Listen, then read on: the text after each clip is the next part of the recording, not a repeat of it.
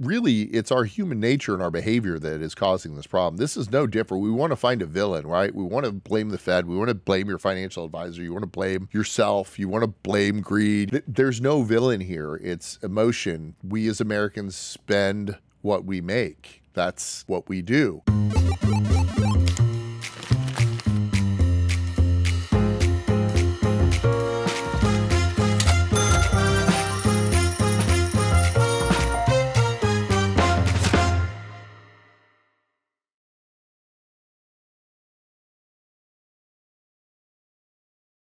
Has this happened to this? Could you compare this stagflation to others in other cycles of our history, or is there something unique about this one? Because this has happened before.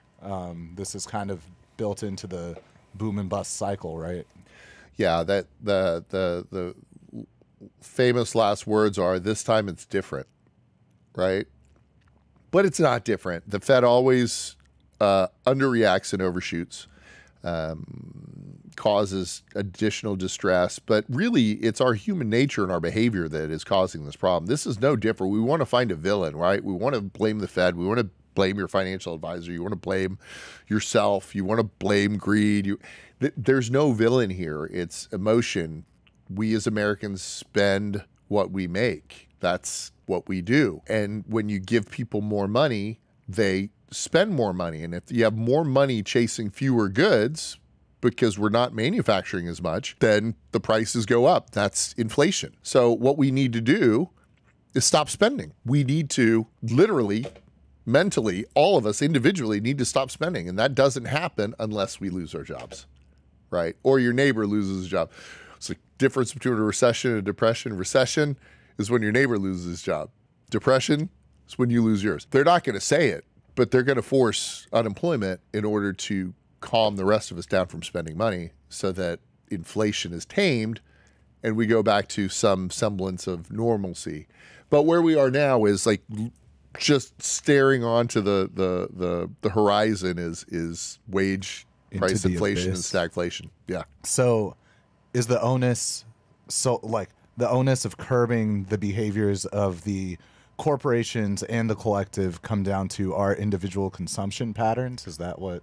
That's exactly right. As a matter of fact, that is a big point of contention. The consumer, you and me, are still spending money, right? And the more money that we get, the more money we're going to spend. The problem is we don't have as much as we thought we had. It's really, you can spend money really fast, right? And we had a lot of money that was given to us over the pandemic, that we earned, that we saved because we couldn't spend it. The problem is, just like all of our behavior all the time, is we get used to spending that money and we get used to eating out. We get used to doing the things that seem like they are normal, but they really were things that we do when we're trying to celebrate or do something. When it's so usual and normal, we're used to spending that money, but we don't have that money anymore. We're not making that same amount of money. We weren't saving that money. So our spending, if you look at credit card spending, it's through the roof. And look at delinquencies are starting to rise.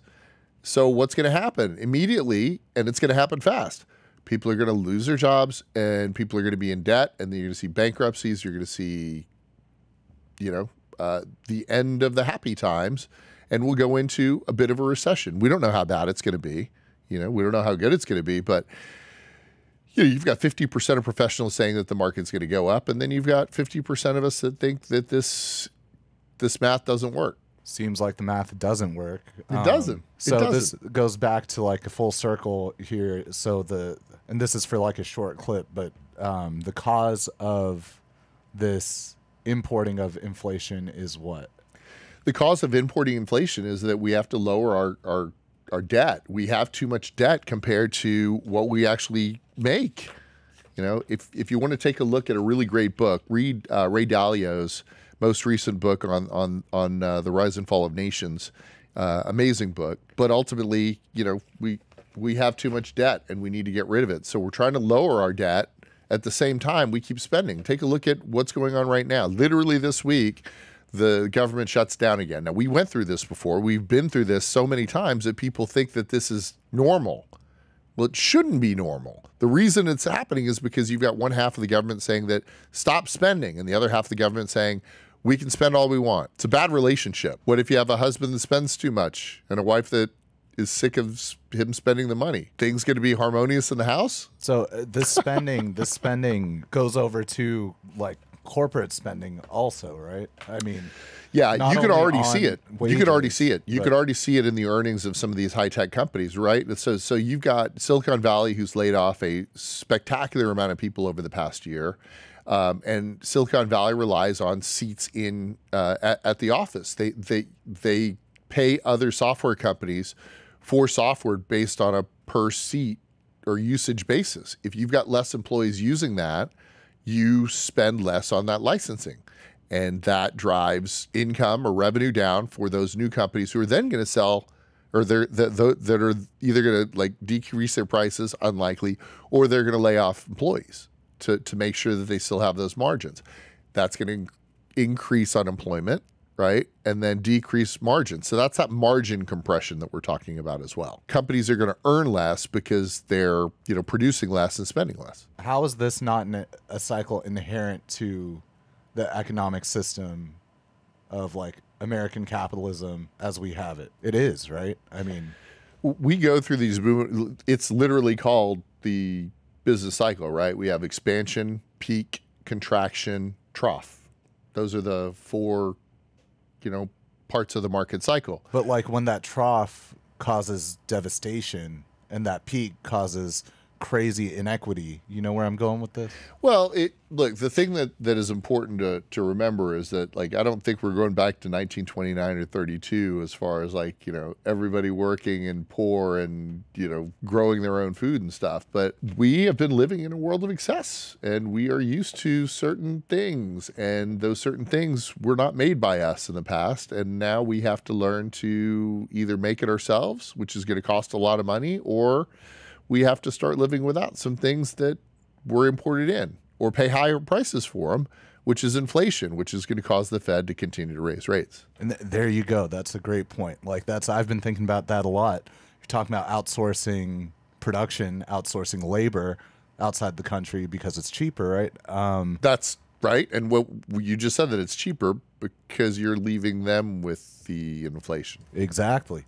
So how does one being the state de-incentivize that? Like, how does either the market, free market, or the state de-incentivize exporting the inflation, or what I would call exploitation of the global south, which then comes back and hits us? Yeah, there's no way around it. We're gonna have to cut entitlement spending, and we're gonna have to cut our personal spending, which neither one of those things is acceptable to both parties. So we're kind of in a spot. Yeah. I mean, is there not some kind of incentivization inherently to keep incentives within the state don't work. you live in? We just watched that no, inherent incentives, not a state incentive, like inherent to like not being myopic. Yeah, right? Let's all agree that inflation is bad, and we should, take some time off of spending. That's the only way to do it, and that doesn't happen. Sounds naturally. like this bandit mentality where it's like, you know what? Let's make like these margins as long as we can, and then historically those people will be fine, or even their company will be bailed out. But if you keep labor, with the long-term benefits of keeping labor, even though it's more expensive domestically, I think help curb the peaks and valleys. Because then we would also need it. We would also need at that point, if we did all that ourselves, recaptured all of the labor and all the expenses, we're still stuck with natural resources that we don't have here on our terra firma, right, in the United States. Which means that those prices go up, those input costs go up because we're not doing as much business with those other countries. We won't be a favored nation anymore, and then we're going to have to pay through the teeth. There's no easy answer. These are all, there are so many vectors that intersect in weird ways based on the way we've done business in the past, that based on where we are and how we do business right now, we're in a spot. And the problem is trying to get out of it. And I think that's what everyone is trying to figure out, and everyone is trying to disbelieve. But we went through 20 plus years of quantitative easing to zero, literally QE infinity. And now that is changing and it's reversing. And that reversion means that as interest rates go up, we now have higher borrowing costs. And, you know, fighting the Fed is always a bad thing on both sides. If you fight the Fed on the way up where we are now and continue to spend and continue to defy the Fed, they're going to keep raising interest rates and something is going to break because they need us to stop spending money. And the only way to get us to stop spending money is for us to lose our jobs or go bankrupt or both. Or make, you know, inflation. Like you can't spend it. I mean, we can keep our the consumer measly little jobs, but if burger costs $20, you're not going to spend it anymore. Yeah, we're driven by food and fuel, conveniently two things that are left out of the CPI prints because theoretically they're recaptured in the actual price of goods and services. But food and fuel is a big part of it. And I don't know about you, but I'm pretty sure a couple of years ago, fuel costs were a lot lower. Food too, for sure. But there's no easy answer at all.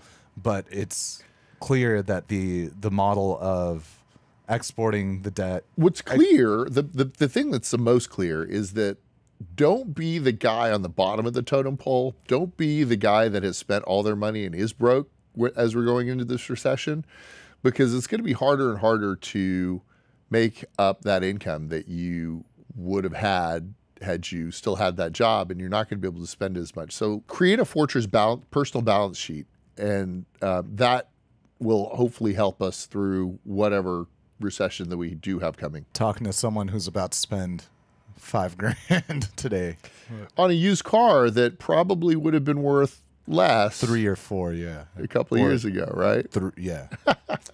Sucks. Yeah. Maybe I won't do it. No, you need a vehicle. And how much do you hate yourself? You got to get the car. I hate that you need a vehicle. Hey, thanks for watching The Merge. We've got a ton more stuff for you to watch on YouTube, on Instagram, on TikTok, everywhere. Check us out.